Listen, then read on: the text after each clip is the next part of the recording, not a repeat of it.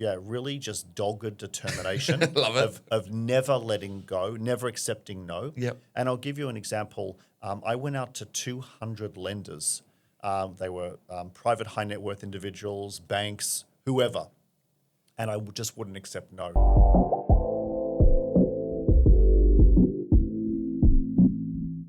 Today's guest is the founder of one of our biggest tourist attractions here in Cairns, and he's coming on today to share the struggles and challenges of building that development, including how it took almost 200 applications to actually get finance across the line for this project, and where he sees Cairns heading into the future. For property investors, business owners, and anyone backing the Cairns region into the future, this conversation is well worth paying attention to. Welcome to the podcast, Daniel Leipnik, CEO and founder of the Cairns Aquarium. For anyone unfamiliar with the Cairns Aquarium, can we take one step back and what did the project cost to build? And how long was that journey? Just to give people an idea of the scale, we're not talking about Bob's Aquarium around the corner, I guess. Yeah. So the Cairns Aquarium was a $54 million cost, and this was, again, over 11 years ago when construction happened. So you'd almost double that now. Far more than double that. Yeah. It was 5 years of design, engineering, approvals, construction, and commissioning. And then, of course, we've now had 9 years of being open. And it's one of only 5 aquariums in the country that's considered a world-class public aquarium. So there's a few in other capital cities, but in terms of its scale and size, it's 7,800 square meters over 3 levels. There is 72 living habitats, 16,000 fish and aquatic creatures, 10 ecosystems, and 5 million liters of water on site. So a full world-class scale. Massive. And that construction period, that was about 6-7 years? So construction itself was 2 years. It was between 2015 and 2017. But before we got to the actual construction, there was 3 years of design and engineering. So there was 250 people across 25 firms involved in designing and engineering this huge structure. And just to put into perspective, underneath the slab of the building is actually the slab itself is 2.5 meters thick, and it has 368 60 centimeter diameter columns or piles that go into the ground 25 meters deep to support this multi-million kilo structure. Because that whole section's basically reclaimed mudflats, isn't it? Yeah, reclaimed mangroves. So it's considered sandy reclaimed soils. And so with aquarium buildings, you can't have any movement whatsoever. Otherwise, acrylic tends to crack and distort. So you've got to put those very deep piles in to support the heavy structure on top. Because when you say 5 million litres of water? 5 million litres of water. Because each cubic metre of water is a tonne. Yes, each litre of water, fresh water, is a kilo. Yeah. If it's salt water, it's 1.1 kilos. So the weight of water itself is over 5,000 kilos. Yeah. Sorry, 5 million kilos. 5 million kilos, And then you've got all the concrete that supports all that structure. And was your background in developments, or had you done any sort of construction developments like that in the past, I guess? I built a house in this region on a mountain, so that's quite complex. Slightly different scales. I've had a very varied background across multiple countries. I've been involved in advanced manufacturing in textiles and chemicals, property development, building construction. I've done renewable energy projects, government relations, TV and film production, and TV and film motion picture transport. So I've done a lot of different things. When I look at the aquarium, I think of there's been a couple of water parks proposed for Cairns. The recent one just got axed the other day. It's no longer proceeding. Before that, there was another sort of major sort of wet and wild scale water park. I see the aquarium as a similar sort of scale. What do you think was it grit and determination, or what was the factor that actually got the aquarium out of the ground compared to some of these other failed projects? Well, there were actually 4 other parties over 20 years that tried to build a public aquarium in Cairns. All of them failed. Yep. And so, really just dogged determination Love it. of never letting go, never accepting no. Yep. And I'll give you an example. I went out to 200 lenders. They were private high net worth individuals, banks, whoever. And I just wouldn't accept no. So these things are not easy to finance. One of the biggest hurdles of building anything major like this, which is what's considered a specialized asset, is that no one knows how much revenue you're going to make when you open. There are issues with construction in terms of there can be delays, there can be blowouts, etc. Oh, 100%. And lenders are very, very concerned because, and there's also long lead times to going from beginning to opening up the doors. So you have to contrast this with things that Australia's lending community is comfortable with, and that is houses and apartments.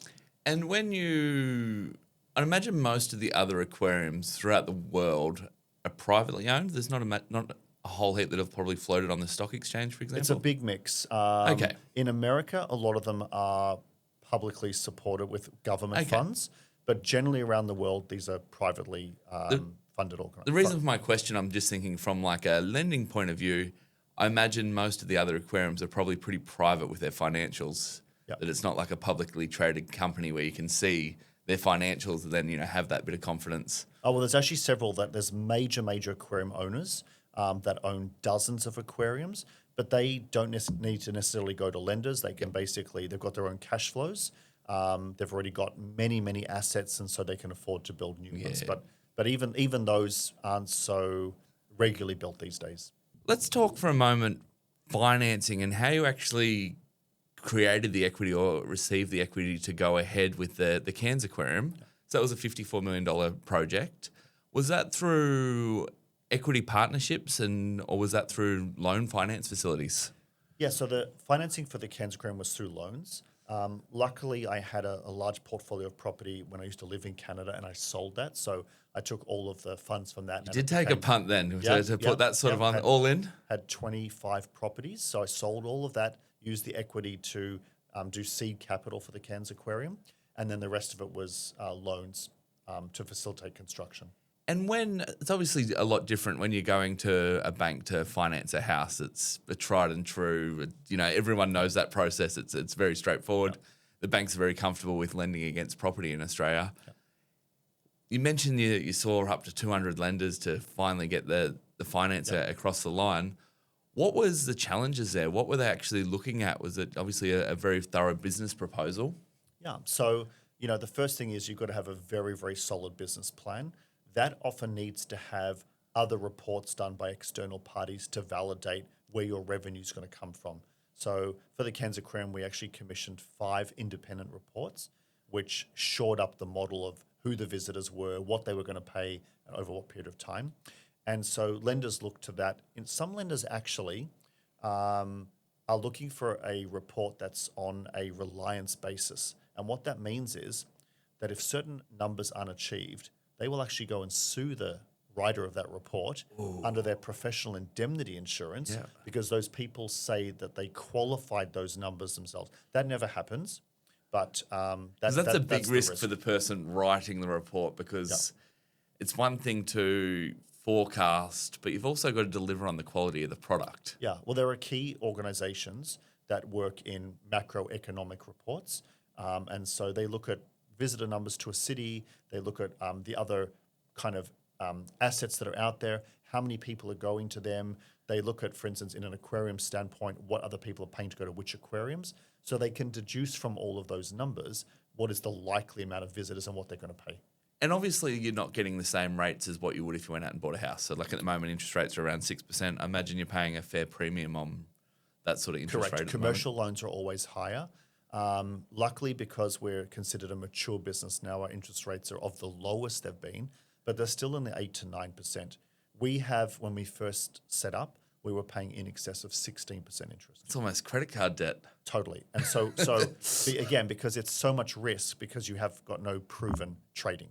So you sort of get charged more at the beginning until you prove yourself, and then you can refinance at a better rate. And what sort of repayment terms? Are those 30-year loans, 40-year loans? No, they tend to be a lot quicker than that. Most lenders want to see all of the money paid back within about 10 years.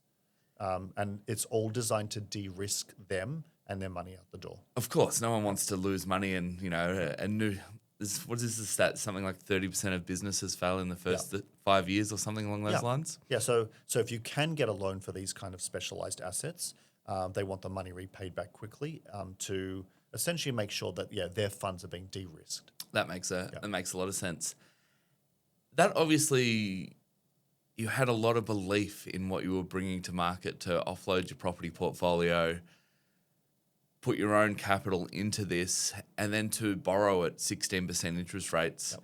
Yep. Even if you're borrowing 30 million at 16% interest rates, the repayments on that alone are astronomical. That's a lot of turnover you need to get to before you actually see any. Well, I didn't want to be paying 16% interest No rate. one does want to pay 16%. We actually, there was two banks that were going to form a syndicate and fund the construction of the Cairns Aquarium, and they actually couldn't agree with each other's terms. So those banks basically fell out of the equation, and then we had to seek alternate lending, which took us up to those high interest rates. And that's one of the learning curve of this is, yes, I will never do another project, and I am working on another one. I'll never do another project that has those high interest rates because they literally just suck up all the juice out of your business. It's a lot of profit you've got to make to just cover the repayments and the interest on it. So one of the bits of advice I give people is if you are looking to invest and either grow your business or create a new business, have the patience. Don't go for that high interest lending. It really, really is difficult on a business. And just be patient, do whatever you can, try to work with the bank where possible, but getting the lowest interest is so important. And how much did you need to firm up the idea and have things in place before the banks were even willing to look at you? So did you have to buy the site first? Did you have to have the engineered plans and the fully costed out development? At what point was the banks actually interested? It was actually really difficult. Along that journey, I had interest from several banks, but they kept saying to me, just go and do this and just go and do that, and then come back to us when you've done this.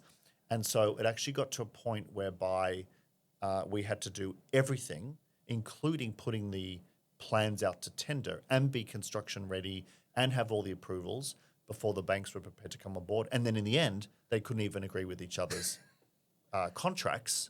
And so the banks fell off the equation anyway. But yes, they ran me through the ringer and in the end weren't even there. Because I imagine that's not a cheap process, buying the land aside, the engineering plans, all that consultation, getting stuff to a point that it's actually ready for tender. Yep. I imagine that's both a long process and a very costly process. It was $10 million, land, design and engineering, and all the approval processes before we got to a point where we could go to tender on the plans.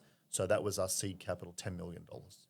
Impressive that you had the grit and determination to see that through, because I think a lot of people would have walked away at a lot of those hurdles. But also I've been keeping very close contact with all of the fundamentals of this region, the visitor numbers, the dollar value that they are, which is in the billions. It's a huge, huge visitor economy here with the trends, with what people are looking for. So I had the confidence then. I still have the confidence. We see it. We're one of the most visited attractions in the whole city. So I see that the visitor economy is there to support the project. And the belief is it's not just in here. It is the numbers made sense. It's the numbers from all the reporting and seeing what the size of the visitor economy is. Would you do it again? Absolutely. I am actually trying to do it again. I'm working on trying to create another aquarium in another part of Australia. So I'm going through a similar kind of pattern, and it is an incredibly exciting time at the thought of creating another major aquarium in Australia. You must have learnt so many lessons this first time round. Is the second time round somewhat easier? Yeah, it's a lot easier. I can go into meetings and I know every aspect of the business. So it really makes things go a lot faster. Also, for the second project that I hope I can get off the ground, there's a lot of learning experience to do with things like what livestock goes well with each other, what types of plant and equipment to use, even simple things like the LED lights that light up an aquarium. Like, for instance, we've gone through 6 or 7 different manufacturers to find the best one for growing corals. So rather than having to do that learning curve again, we can just go straight to that supplier and we know what's going to work best. So if you multiply all of those learning experiences by like 100 different items, there's a lot of IP then to do another project much better. 100%. And surely from a lender's perspective, seeing you have the runs on the board and have the proof that you've done it once must be worth something, that IP. Yeah, it's worth a lot, but still it comes down to who's going to repay back a huge loan. So the one thing which you really can't answer other than doing a lot of reports is how are you going to get X amount of visitors through the door? What are they going to spend? And how does the bank get their money back? So unfortunately, that's where the risk-taking thing comes in. And Australia's key lenders are very comfortable with, again, residential property, sometimes commercial property, where they can flip it in a matter of weeks if they need to, and you don't have these kind of risks of a tourism asset. But we'll get there in the end. I have to ask on a personal level, is it the thrill of building the business? Is it the financial upside? What's the driver to go again? There's so many elements. I have a real fire in my belly to keep on creating things. For me, whether it's the aquarium or Tomb of the Pharaohs, I'm a very creative person. So I love creating new worlds, new exhibits, and then showcasing them to people. And I also get a lot of joy from being in tourism. So I'll give you an example. At the Cairns Aquarium, every single day there are so many people that are either in wheelchairs, mobility aids, or with carers. And to know that you've got something where people can enjoy the natural world in a safe way, because these people cannot go out to the reef, it's very, very rewarding. Yeah, interesting. And during that construction process, was there one big challenge, or was it finance? 200 lenders is a crazy number to go to. Was that probably the biggest challenge, trying to obtain finance for it? Yeah, the most difficult thing was getting the lending support. The construction side had certain challenges as well. I mean, this is a very, very specialized building. So a normal concrete building like an apartment building or a hotel is just a concrete structure. With an aquarium, you've got a whole area of what's called aquarium specialist works. And these are subcontractors that come in and they convert a concrete shell into a living, breathing building that can then be a tourist attraction. Yep. So these are people that put in huge size acrylic panels. These are people that will waterproof the concrete so it can actually keep the water in. People that will put in specialized plant and equipment to filter all the water. Livestock introduction. There's all these other things. So yeah, there's a lot of aspects to coordinate and get right. And out of interest, it was a roughly $54 million development. Yep. Did that come in on budget, or did it end up escaping you that budget, or was that what you spent for? We were definitely a couple of $1 million more. That's pretty good, a couple. Which is not bad. And it's in the margins. Yeah, and it really had to do with the fact that there was a lot of costs prior to opening. So we had to hire staff well before opening, get them working with the livestock and get them trained how to operate this tourism business.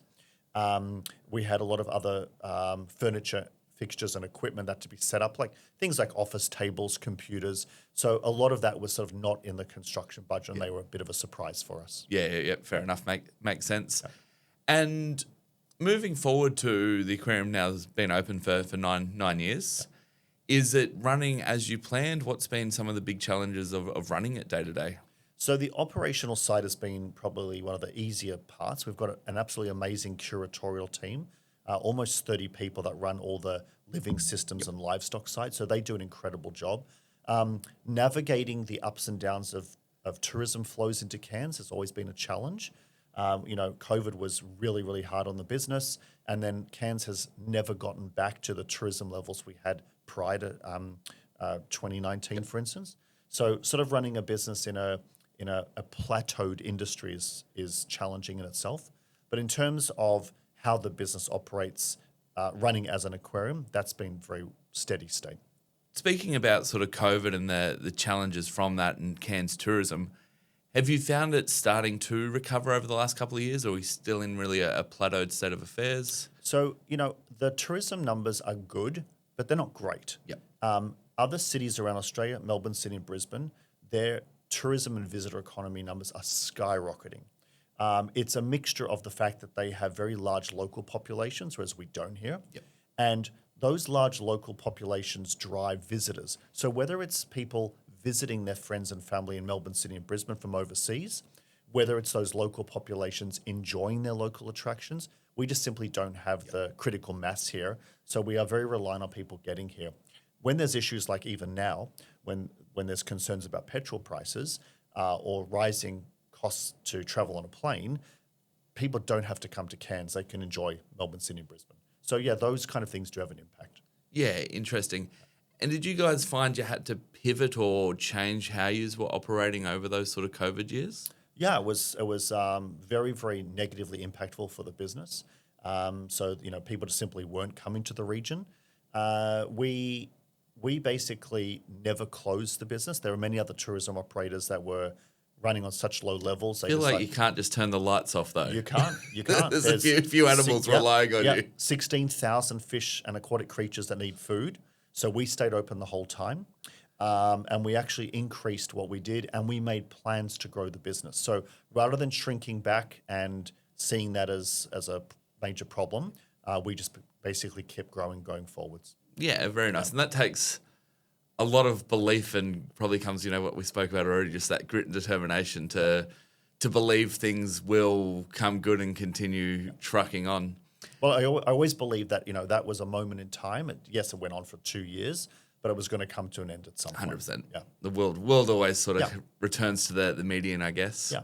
It was interesting. I was in tourism 2015 or so. I was in tourism for a very long time.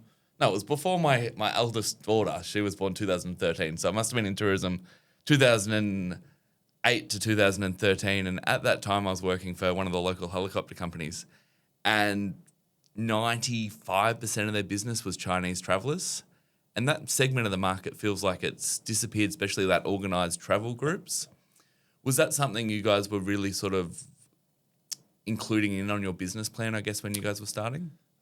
International markets in general, yes, but the China market specifically, no. Okay. So China's tourism market to Cairns is down. It's a bit hard to know because a lot of Chinese people are actually coming to Cairns via Melbourne, Sydney, or Brisbane. But those direct flights that we don't have anymore has definitely seen a reduction in the overall Chinese international market. The figures show that the China market is down somewhere around 70 to 80%. And a lot of it was group package market coming in those direct flights from either China Southern, China Eastern, or Cathay. So certainly that is having a big impact. But because we were only open for 2.5 years when COVID hit, we actually hadn't built up our international markets that much. So that wasn't a big part of our market share that dropped. Yeah, okay, that makes sense. And 9 years on, is there one thing about owning and running the business that's really surprised you? Is there? The biggest thing that surprises me is that there is a constant need to market and sell ourselves every single day and find new customers. I had this belief that build it and they will come forever. But the fact of the matter is that every visitor that comes to an aquarium or other tourist attractions are an individual and unique visitor. So you have to keep your marketing and sales efforts constantly to make sure that you are attracting more people to the region and to your attraction. So one of the things that we do, and there are many other operators like us, we do a lot of international trade missions with government. So the Queensland government and the Australian government, through their tourism bodies, actually organise government-led trade missions all around the world. So there's groups of us that go along, and then we meet with wholesalers and travel agents, and we're constantly promoting our own businesses and Cairns. And also there are interstate trade shows and trade missions as well, and for mills. So yeah, there's a core group of us. There's probably anywhere from say 20 to 50 of the major companies in Cairns in tourism. We go together as a pack, and we're there constantly promoting our region, which the public doesn't get to see, but a lot of money is spent on this kind of awareness. And do you think it's effective? Absolutely. So it does a few things. You get to stay current in a travel agent's mind. And let me give you an example of how it works. So we had some travel agents that came through the aquarium last week. When they have someone in front of them that is looking to book a trip to Cairns, that person then knows of certain key attractions in the region, and they can say, I notice that you've booked your accommodation and your flights and whatever. Have you thought about going to these places? Because they're really cool. And they can say that with confidence because they've actually seen your attraction. It's a lot easier to speak to something when you've firsthand experienced it versus seen a flyer and you're like, this was so, to actually have experienced it. So, definitely see that the value in that. And even though the role of travel agents with that direct communication is declining, people are just going online and booking through what's called online travel agents without the person-to-person contact, there is still a large amount of people that are looking for that recommendation or reference. And so there's great value in that kind of awareness as well. That makes a lot of sense. And you've recently opened an additional 2 different businesses in Cairns. What were those 2 businesses? So the Cairns Aquarium building is actually a 3-level building. The aquarium takes up the first and second floor, ground floor and first floor. And then on a top floor, we had that as office space, plants and equipment area, storage, and conference facilities. And we gutted all of that and we've turned it into a brand new exhibition, which is called Tomb of the Pharaohs. And what we've done is we've actually recreated 11 of the most lavish burial chambers found in the Valley of the Kings or Valley of the Queens. And so all around you is hieroglyphic images on the walls, pillars and ceilings. And then we've put back inside these rooms the burial treasures that would have been found there when the priests entombed the pharaohs thousands of years ago, or when the archaeologists found them in the last 100 to 200 years. So this is a way you can explore the way these tombs were originally left. And was that a passion project? Is that something you thought? I just look at, how do we end up with Egypt in Cairns, I guess? So there's what was the inspiration, I guess, is what I'm chasing? Quite a backstory. I've always had a love of ancient Egypt and the mysticism around 100%. It all. I never pursued it really, but I've always had a true passion because it's one of the most amazing civilizations and cultures in the world.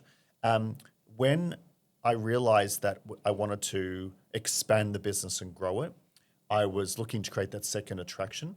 And so I did market research and looked at what are the most visited attractions or exhibitions globally.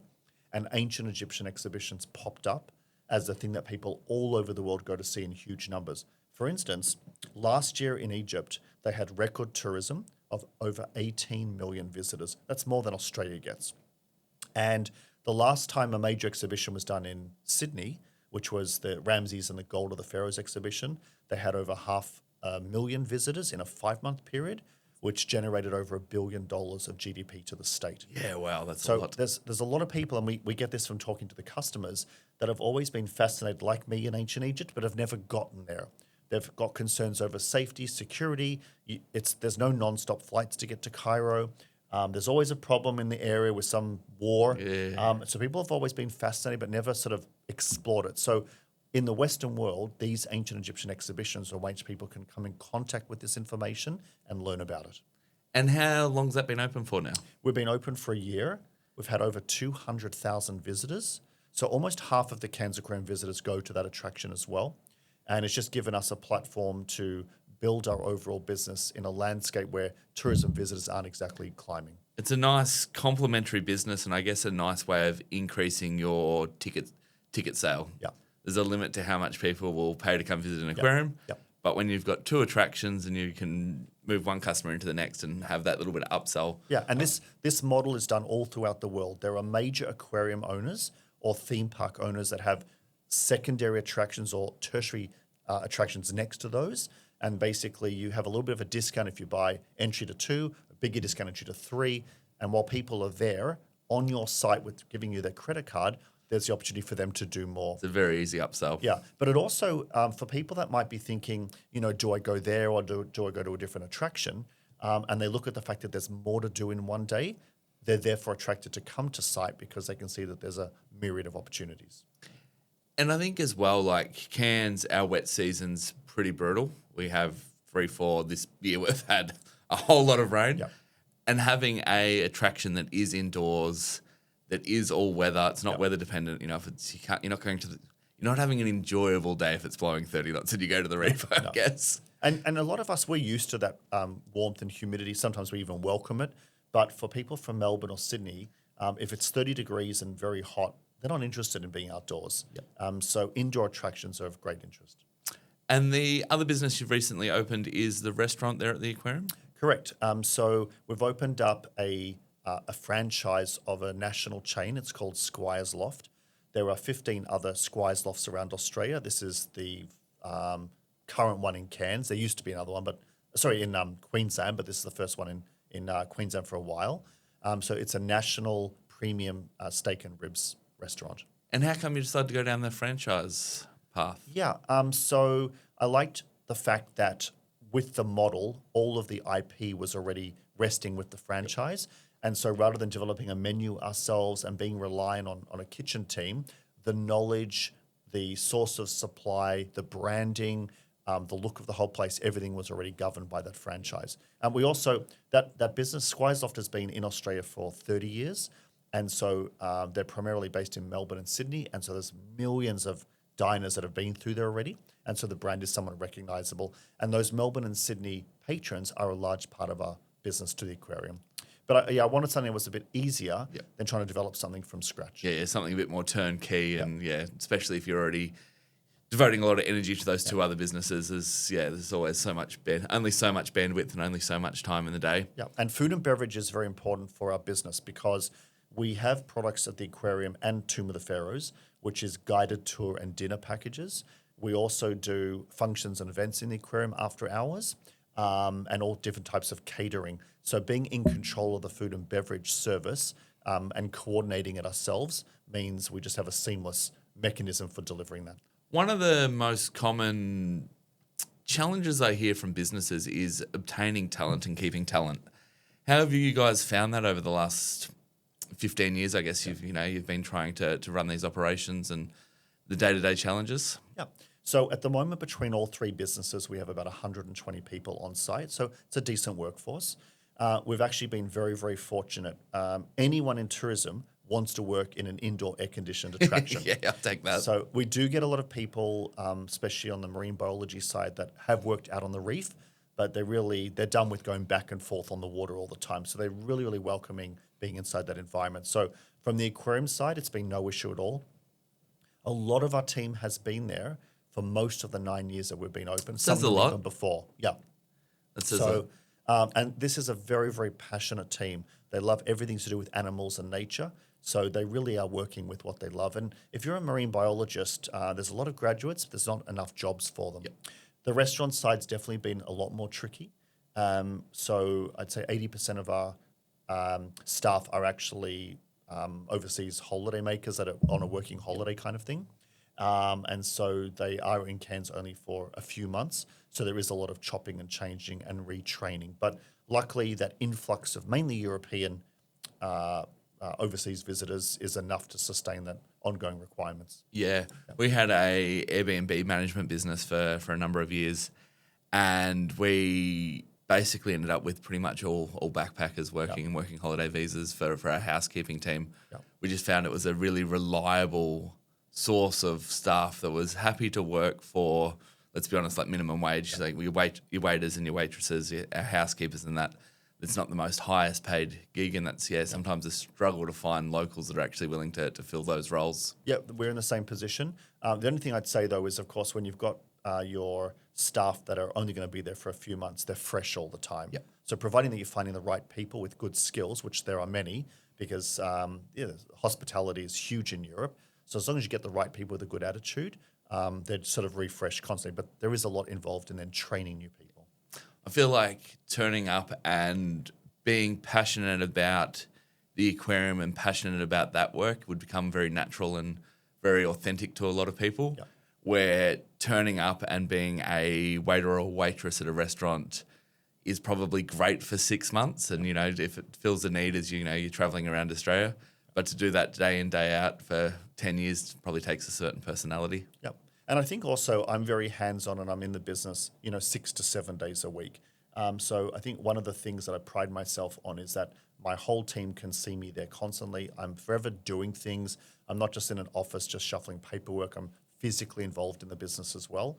And that's my methodology of getting people to be part of the situation, to work hard, to see that I'm there doing everything I can. And I think that they reflect my kind of passion for the business. And I think that's when you start to actually build a culture in a workforce, when the leaders getting in, getting their hands dirty, showing up every single day. People respect that a lot, and that sort of top-down leadership really makes a big difference. Leading by example. Yeah. Makes a lot of sense. Where do you think the future of Cairns tourism is heading? Do you think we're going to be in a vastly different spot in 10 years, or do you think we're on the slow and steady? I'm surprised and a bit disappointed that the tourism numbers have not grown more than they have. When we were looking at all the feasibility studies for this $54 million investment, Cairns was one of the fastest growing tourism spots in the country. Between 2012 and 2016, our industry was growing at a rate of 7% a year, which was double the national average. And of course, we've never recovered to that point, and it's plateaued. Now, interestingly, the dollar value of spend is the highest ever. So people are spending more, but the actual visitor numbers is less. Another interesting thing as well is people are spending on average 3.5 days in Cairns on holidays. A year ago, they were spending 5.5 days. So that's almost a 40% decline in people, in how many nights hotel you are at, how many restaurants you go to, etc. So if people in the tourism industry are feeling that things are a bit sluggish, I think that's the main part of it. Because if you look at just the airport numbers, they're very, very solid. But it's how many days people are in town that makes a huge difference on spend. So we haven't kept up with the same level of growth in visitor numbers that Melbourne, Sydney and Brisbane has. It's interesting you say that because I've looked at the airport numbers quite a lot over the years, and our airport numbers are recovering quite well. But when you put it like that way and look at the nights spent in Cairns, even if they are spending more per day, but if they're only here 3.5 days versus 4.5 days or 5 days, that's a big difference. Huge difference. Yeah, you could have a 40% decline in what a family or an individual is spending. So the increase in expenditure has happened because everyone's been putting up their prices because you have to mitigate the cost of things going up. But we need people here longer. We need more people and, of course, spending more. So what does the future look like? We've got to get more flights coming in from more international cities into Cairns. Do you think the new long-range aircrafts, those narrow-body aircrafts, opening up more international destinations is going to help? There's a lot of talk of that, but I'm not seeing that actually come into play. Yep, that was a fair comment. From what I know, when it comes to when an airline decides where they're going to go, the capital cities are an easy decision. And what a lot of people don't know is that roughly 50% of the economy of running a plane from one city to the next has got to do with what's in the belly of the plane, which refers to the freight. So, for instance, there's very little freight going in and out of Cairns to other places. But if you look at, say, Melbourne, Sydney, and Brisbane, they're constantly importing things and exporting things. So that freight represents a significant value of an aircraft. It's not just the passengers. So that's why those cities are of more interest to international carriers. So there are other international carriers that will take the risk on a city like Cairns, but then they need to essentially be de-risked, and that's through incentive programs. So a lot of the previous airlines that have come to Cairns from, again, China or other places had that financial incentive, that, which, again, it's public funds going into that, but it releases more funds into the community through tourism spend. And until that occurs, until more airlines are literally, dare I say, subsidised, you won't have a return of those airlines to Cairns. Interesting. And is that, I guess, the answer then? Is it a matter of government subsidies to bring tourist numbers back? Is it a matter of further promotion of what Cairns has to offer? Or? I think it's both. Yep. So I've invested heavily in this city, and I continue to. When I say that, we spend over $10 million a year on operating costs. So we have about 200 suppliers of day-to-day goods to the aquarium, and $10 million is going into the city every single year just by operating these businesses. So we are constantly investing, and I believe in this city. There's two things that needs to happen. One is there has to be more money spent on promotion of what we have here, which is absolutely incredible. The reason why I chose to live here is because I've traveled all over the world.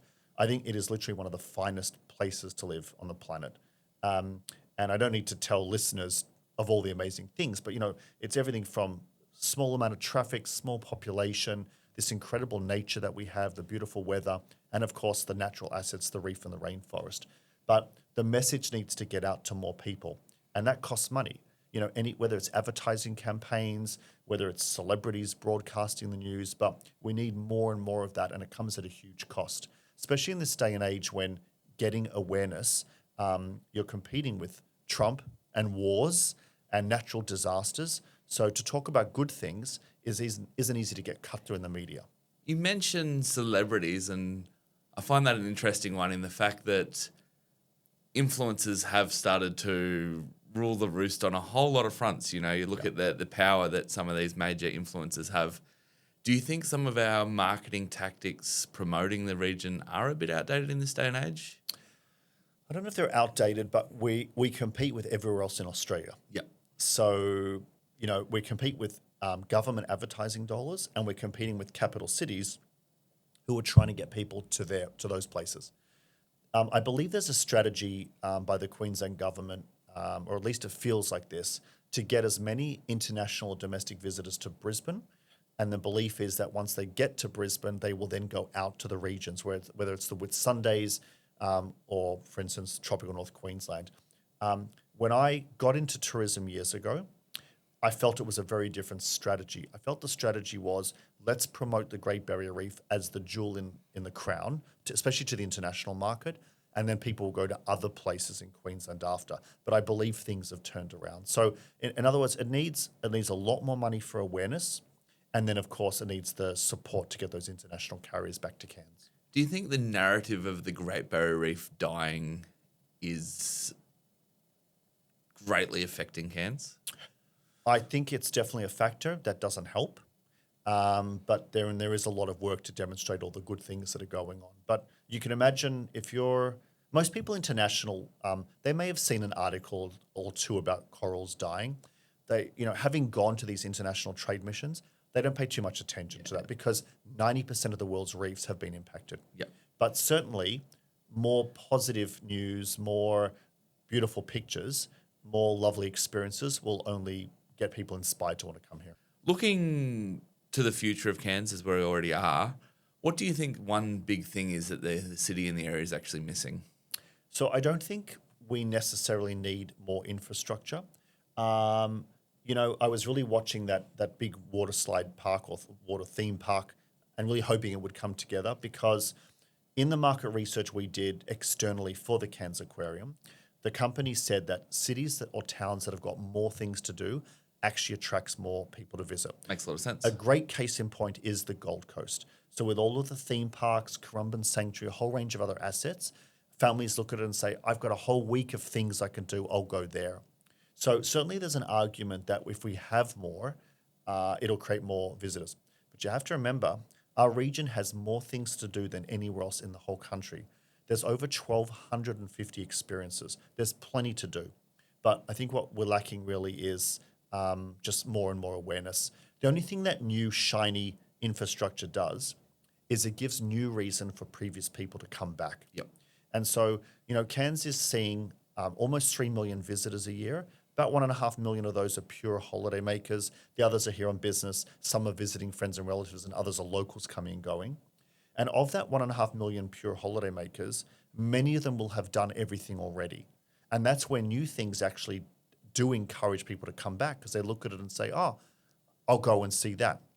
What that thing is, I don't know. And that's up to, of course, market forces to make that determination. Yep.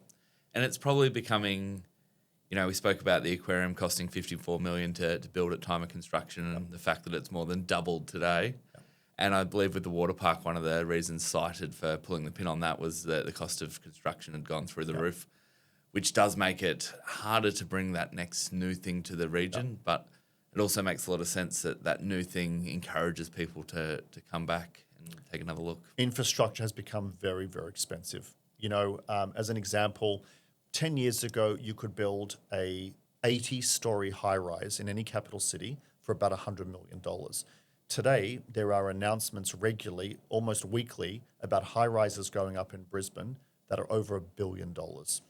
These are unheard of amounts of money, but just the cost of everything has gone up. So yes, to build new infrastructure, and then of course getting lenders to want to risk the funds, not knowing who's going to show up when you open, is a very, very difficult proposition.